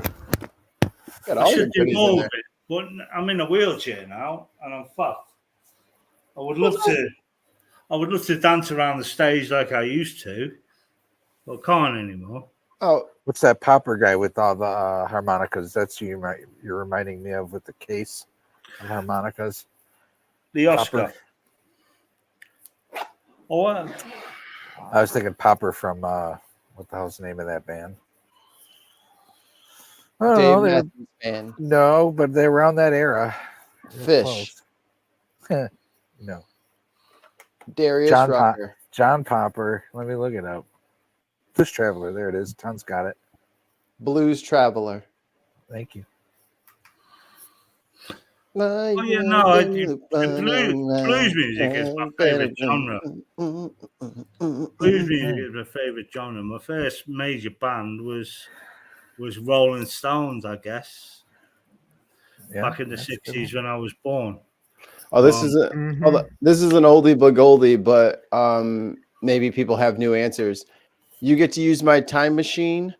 You get 2 tickets to any concert ever. Where are you going? I would go to the first Pulse concert of Pink Floyd where I was sitting in the stands that collapsed. What? About Don't be there. It was 1990. That's a bad concert to be at. 1998 when Pink Floyd did their live music in Earls Court. They had the Earls Court and they had the stands built up round. And when Shine On You Crazy Diamond, when that first, their light shows are just awesome. When that first came up, the stands collapsed because everyone stood up and the stands couldn't take the weight of everyone moving at once. And yeah, we were in that stand, but after I didn't get injured. Me or my wife didn't get injured, but we got tickets to extra shows he did for that gig, which was right at the front. It was right at the front. We met the band or Gilmore. Well, that's good. They gave you guys more tickets to another show, hopefully with stronger stanchions. I'm becoming lawn tickets this time. I need to digress to the time I met Sid Barrett from Pink Floyd, and I had a drink with him. That's what I was talking about. Well, I went to, as I say, I went to meet my bass player, Pete Tivy, his name was, in Cambridge, because it's not far from me. Well, it wasn't far from me where I lived back then. And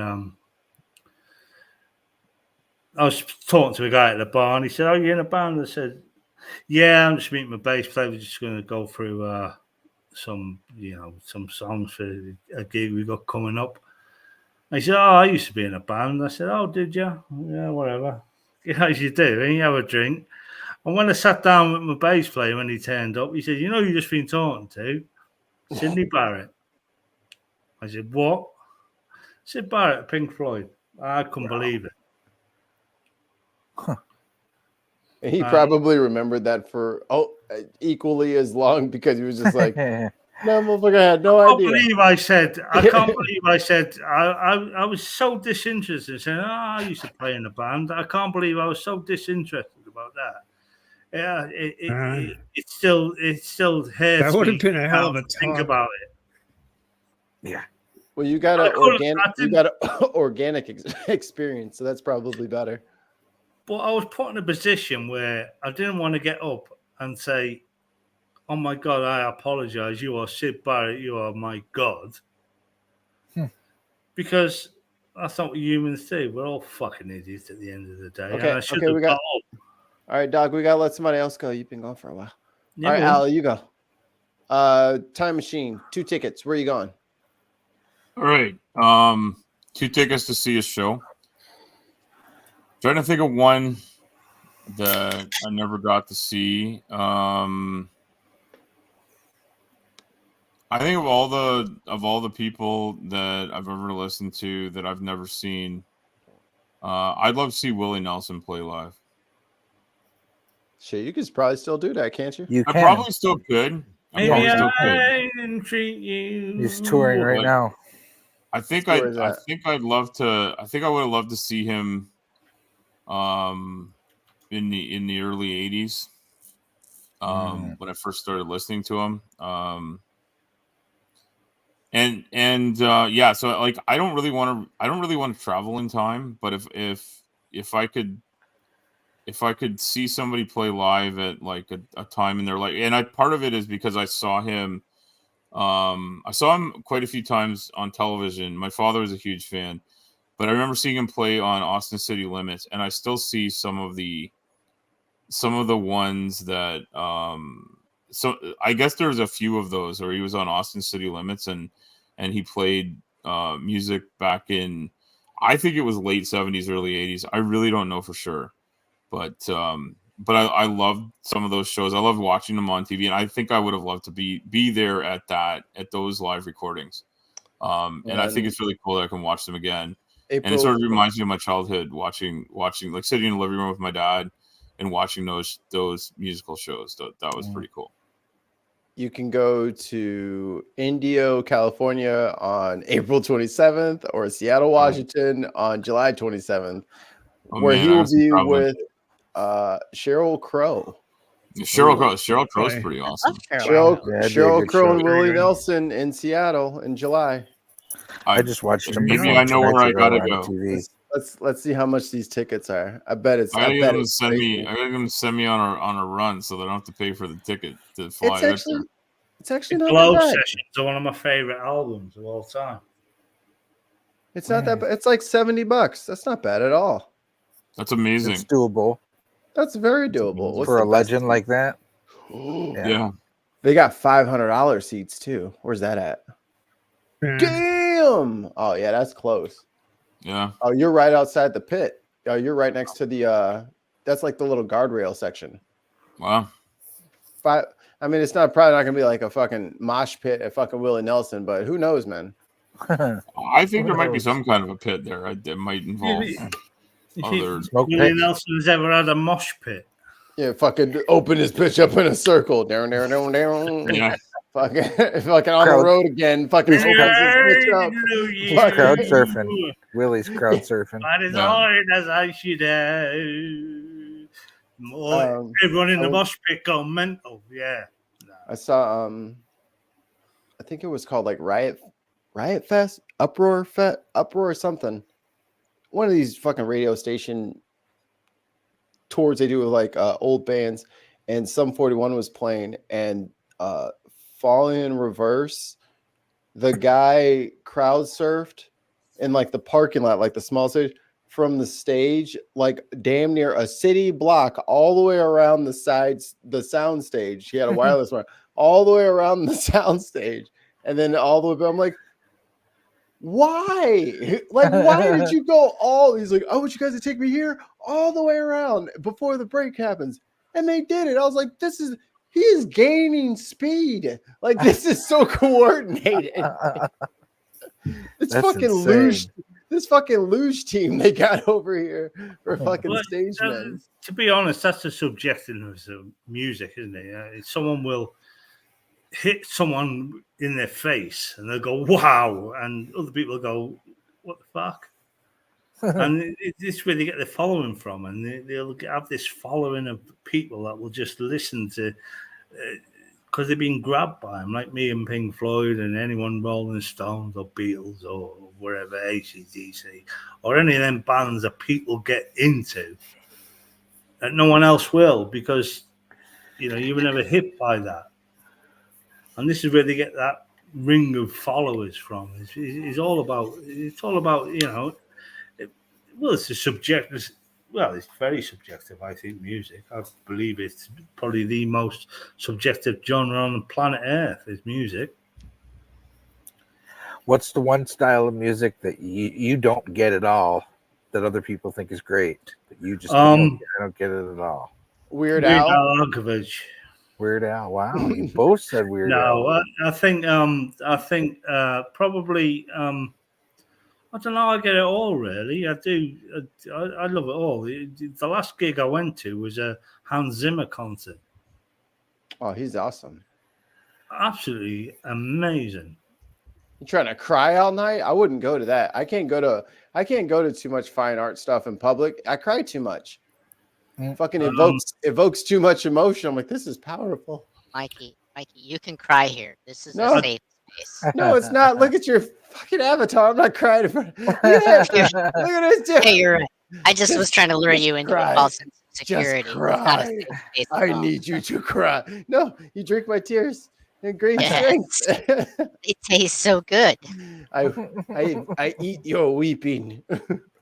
You're a weep eater. I was once dragged to an Italian opera. Yeah, that stuff's crazy. I love opera. And I thought, I don't want to be here. And then it kicked off, and I thought, my God. It's overwhelming. It is, absolutely. Yeah, you kind of get like once the little like trickle of art starts coming in, you're like, oh, this is nice. And then they just fucking, whoa, and they ramp that shit up, and you're like, I'm sensory overload. I don't know. I think, as I say, music is it's an art form that needs to be appreciated by everybody. I think everybody in this world enjoys some form of, whether even if it's rap or anything. Even if it's a rap, even if how dare you? How dare you? Never mind out there. Most rap beats have come from decades and centuries of bass that has been going for decades, and then rap should put their little bit of spit a lyric at you or whatever they say, a rhyme, but the bass music is basically what we've always heard, and that's what grabs you. It's just it doesn't matter what the music is. If it hits you and you feel it, you should enjoy it, and you should grasp it, and you should carry on with your life, and just live in it. Why not? We're gonna. Unless it's Ice Baby, then you could skip that. well, yeah, but that's collaborate. Ice Baby. Ice back with a brand new invention, something. Because a hold of me tightly. Yeah, but that gives you another. Sometimes that gives you another feeling that you just want to punch that fucker in the face until he but a red puddle. Music is emotional. It brings up emotions in people. This is songs that bring a tear to my eye. There's songs that make joy and tears, and they it fulfills emotions. And that's why people listen. Let me in here, dog. We are running up against time. So I didn't realize how late it was, and I got to make sure that this little baby eats one more time so she doesn't wake up at 1 a.m. again. Well, the world going to end or something, Mikey? No, I'll just get no sleep, and then I'll wish it had. Thank you to everybody out there in the chats over there on YouTube and Twitch, and thank you again, Al Trucker, for joining me and Neil. Thanks to all of our amazing patrons and members. We appreciate the snark and the jokes and all the stuff. And thank you. We have good mods around here, so we don't have to worry about the trolls too often. So, you guys, exactly. Good luck trying to troll us. So for Neil and me and everybody up here on the panel, thanks guys for watching. And like he always says at the end, he said the after party, like the late great Carl Sagan once said, extraordinary claims require extraordinary evidence. And we will see y'all next time. Bye. Awesome.